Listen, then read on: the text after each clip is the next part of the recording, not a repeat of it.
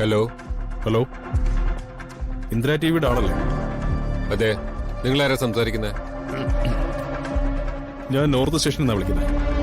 Police കഴിഞ്ഞ ദിവസം പിടിച്ചെടുത്ത 25 കിലോ ഡ്രഗ്സും അതിന്റെ ഡീറ്റെയിൽസും നാളെ മീഡിയയ്ക്ക് മുന്നിൽ കാണിക്കുന്നുണ്ട്. ഒരു 10 മണിക്ക് ചാനലിൽ നിന്ന് റിപ്പോർട്ടേഴ്സിന് അയച്ചാ നിങ്ങൾക്കും ആ ന്യൂസ് കവർ ചെയ്യാം.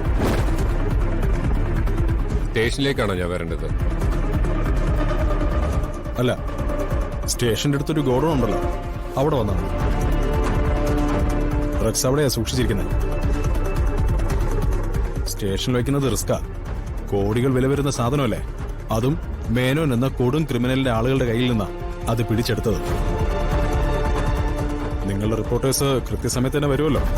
വരും, ഉറപ്പായി വന്നിരിക്കും. ഓക്കെ, അത് മതി. ശരി.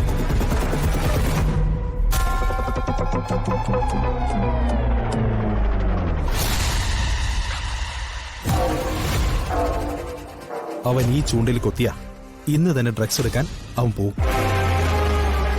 നമ്മൾ അവനെ എങ്ങനെ പിന്തുടരണമെന്ന് മാത്രം ചിന്തിച്ചാൽ മതി.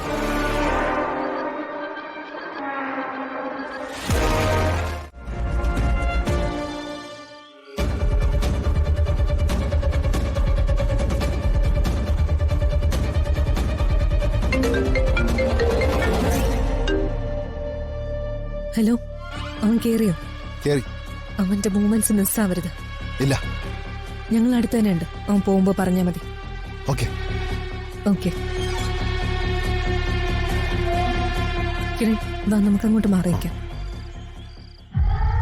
ഹലോ, ഒരു സർപ്രൈസ് ഉണ്ട്. നീ തരുന്ന സർപ്രൈസ് ഒന്നും ഇനി എനിക്ക് താങ്ങാനുള്ള ശേഷിയില്ല പൃഥ്വി. ഇത് അങ്ങനെയൊന്നുമല്ല.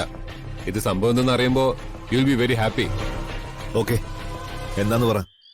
റെസ്റ്റോറന്റിൽ വെച്ച് നഷ്ടപ്പെട്ട നമ്മുടെ പാക്കറ്റ് തിരിച്ചു കിട്ടി. അതെങ്ങനെ? ഇതാ ഞാൻ പറഞ്ഞത്, ഒരു സർപ്രൈസ് ഉണ്ടെന്ന്. പാക്കറ്റ്സ് ഉണ്ടായിരുന്ന ബാഗ് എന്റെ കയ്യിലുണ്ട്. ഇപ്പൊ എവിടെ ഉണ്ടെന്ന് പറഞ്ഞാ ഞാൻ ബാഗുമായിട്ട് അങ്ങോട്ട് വരാം. ശരി, ഞാൻ ലൊക്കേഷൻ അയക്കാം. നീ വാ. ഓക്കെ. ഓക്കെ, ശരി സാർ.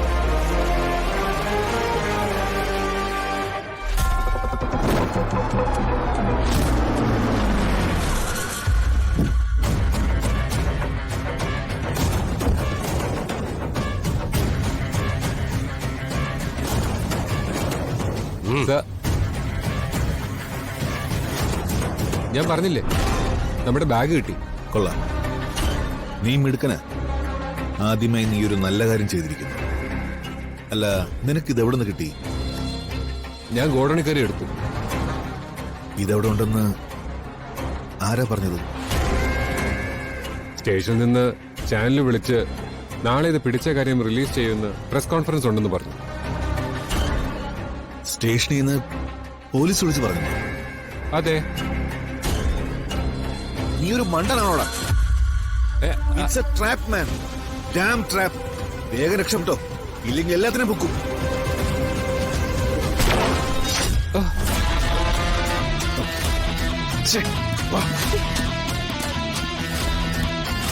ഇവനെ പിടിച്ച് വണ്ടി കയറ്റേ.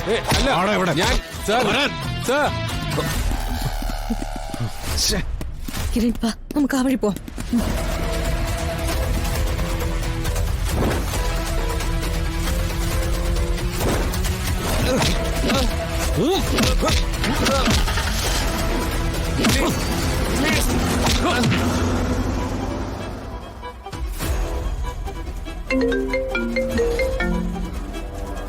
ഹലോ, ആ പറ കൂട്ടേട്ടാ. മോളെ അവര് മിസ്സായി. കിരൺ, അവര് മിസ്സായിരുന്നു. ശരി കൂട്ടേട്ടാ.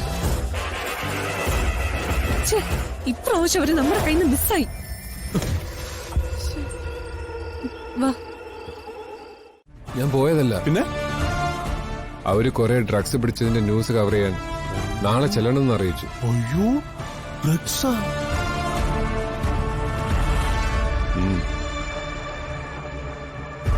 ആ വാർത്ത സത്യമാണെന്നറിയാൻ ഞാൻ പോയി നോക്കിയതാ. അപ്പോ അവരെന്നെ പിടിച്ച് ചോദ്യം ചെയ്യാനെന്ന് പറഞ്ഞ് കൊണ്ടുപോയി കുറെ തല്ലി. മോനെ, എനിക്കും ഡ്രഗ് ഡീലുമായി ബന്ധമുണ്ടെന്ന് സമ്മതിപ്പിക്കാൻ നോക്കി. അവസാനം ഒരു വിധത്തിലാ വിട്ടയച്ചു.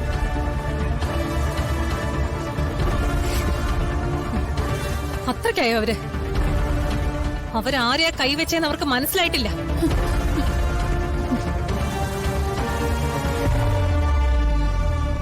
ഇതിനെല്ലാം അവർ ഉത്തരം പറയേണ്ടി വരും. നോക്കിക്കോ. എന്തൊക്കെയാ പറയുന്നത്? പോലീസുകാർക്ക് എന്തിനാ നിന്നെ സംശയം തോന്നേ? അവരെന്തിനാ നിന്നെ തല്ലുന്നേ? എനിക്കറിയില്ല.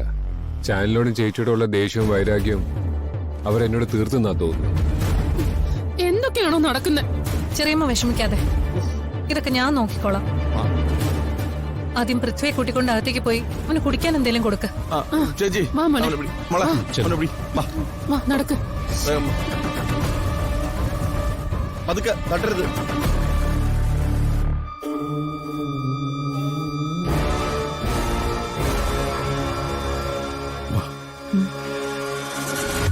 നിങ്ങളൊന്ന് നിന്നെ.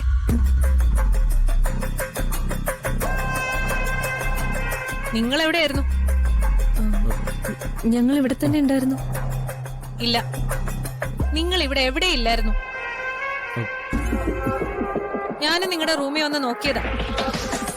ഇവിടെ പുറത്ത് നിങ്ങളില്ലായിരുന്നു.